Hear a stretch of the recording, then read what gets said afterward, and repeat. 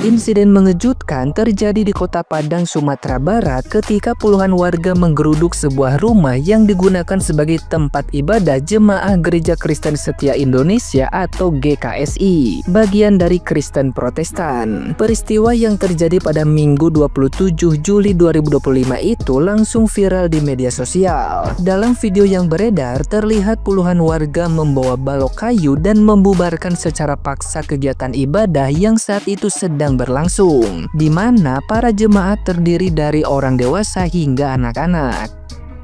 Kejadian tersebut membuat suasana menjadi mencekam. Anak-anak menangis histeris dan para jemaat berlarian ketakutan. Sementara sejumlah massa merusak kursi dan kaca rumah doa tersebut. Wakapolda Sumbar Brigjen Solihin memastikan bahwa pihak kepolisian telah turun tangan dan mengamankan tempat kejadian perkara. Ia menyatakan bahwa setelah peristiwa berlangsung, polisi langsung ke lokasi dan menegaskan situasi kini telah aman dan tidak ada lagi aksi anarkis. Meski hingga saat ini belum ada laporan korban luka maupun laporan resmi dari pihak terkait, Solihin menegaskan bahwa siapapun pelaku perusakan akan ditindak. Ia menekankan bahwa masyarakat tidak boleh bertindak gegabah atau main hakim sendiri. Nah, gimana nih menurut netizen yang terhormat? Silahkan berkomentar ya.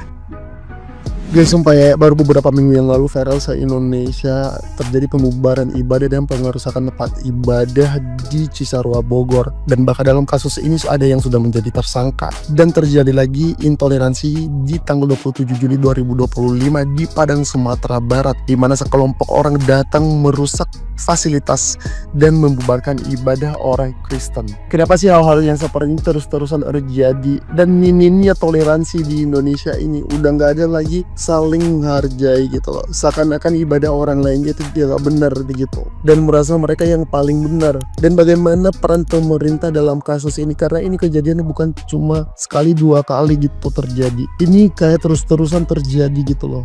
Harusnya pemerintah kejas dalam hal ini karena Indonesia ini tidak dimiliki oleh satu agama loh, dan itu harus kita hargain gitu. Apakah pemerintah terus diam dan cuma melihatin aja dalam kasus ini dan membiarkan orang-orang ini berkeliaran dan melakukan nanti hal yang sama lagi? Miris banget sumpah. Terjadi lagi kekerasan dan perusakan rumah ibadah. Ini terjadi di Padang Sarai, Kota Padang, Sumatera Barat pada hari Minggu 27 Juli kemarin. Ketika warga sedang beribadah, tiba-tiba sekelompok warga ini merusak, kemudian membanting kursi, bahkan sampai memecahkan kaca.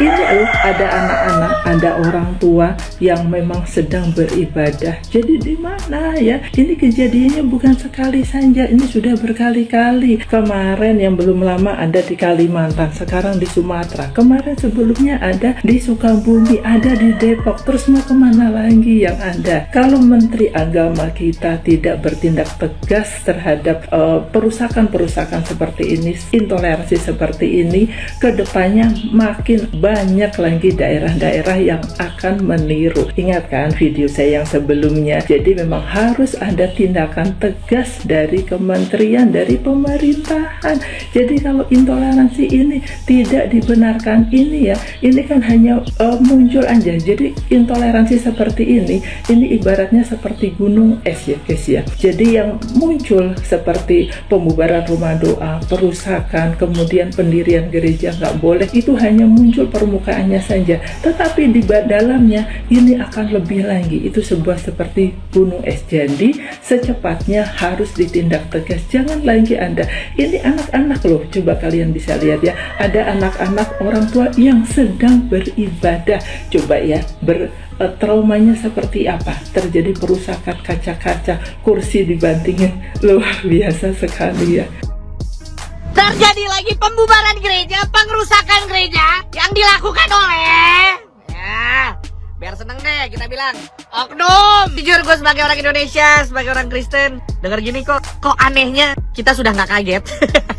Orang Kristen dengar kayak gini udah nggak kaget. Yang bikin orang Kristen kaget itu justru kalau misalnya tiba-tiba ada berita selama 1 tahun tidak ada pembubaran gereja dan tidak ada pengerusakan gereja, dan sekarang izin untuk bangun gereja gampang dikeluarkan ya. Gue berani jamin semua orang Kristen akan bilang, ah, yang benar. Apakah ini mimpi? Lu akan ngeliat orang Kristen di pinggir jalan nepok-nepok pipinya.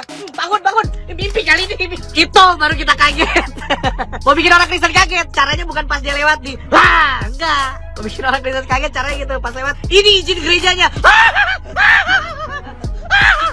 Jujur ada beberapa hal yang gue sedihin. Pertama, pengen nanya aja untuk yang terhormat Bapak Menteri Agama.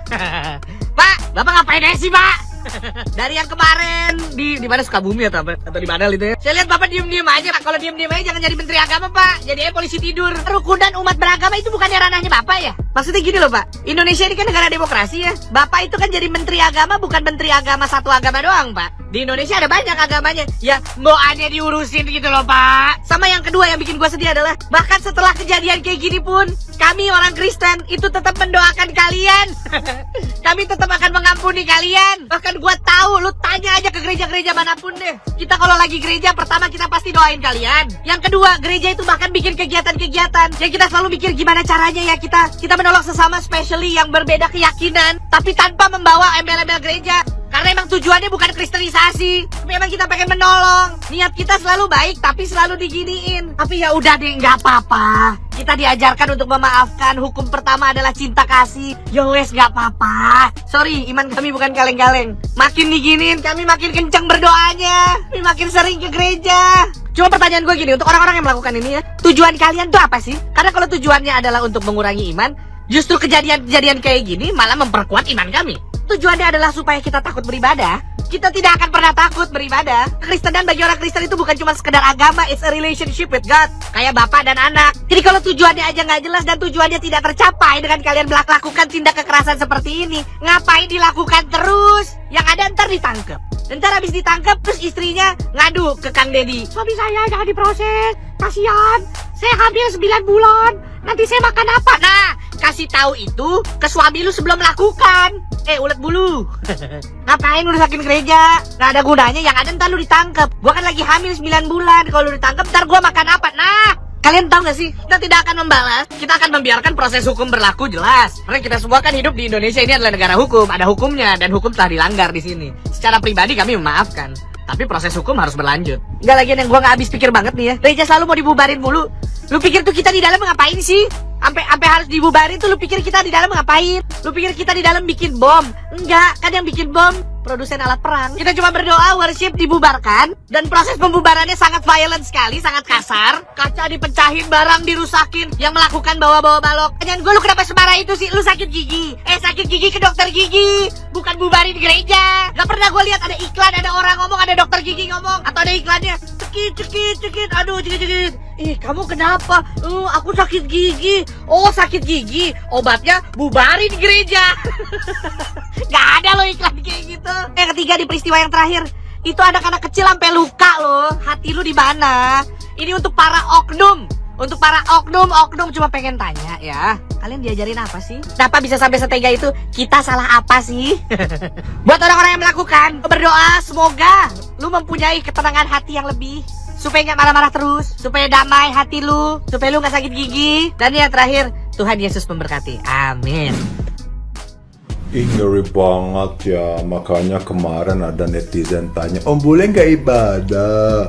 Aku bilang enggak say, aku takut digeruduk pas ibadah ya. Karena di Atlantis ini serba stres, kita hidup sehari-hari ditipu bisnis itu kan, ada orang rempong. Kita mau beribadah juga, mau cari kedamaian, mau cari Tuhan, itu pun stres, tegang gitu kan. Digeruduk kan, dirusuin, pintu digeruduk, kaca dipecahin. Ada nih orang-orang ini nggak ada pekerjaan kan, pengangguran abadi, yang pikirannya surga.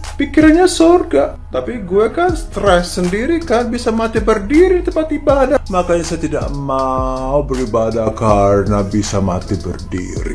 Lagian juga saya juga pengkhotbah juga ngelantur sih, khotbahnya duit juga, terus duit. Udah khotbahnya isinya duit sama mujizat yang gak nyambung, habis itu digeruduk pula. Mendingan gue cicing gua di rumah tidur. Tapi coba kalau anggaran makan siang mencret itu kan digunakan untuk keamanan. Jadi setiap ibadah itu di seluruh tanah air dijaga sama aparat. kan dibayar untuk menjaga ibadah.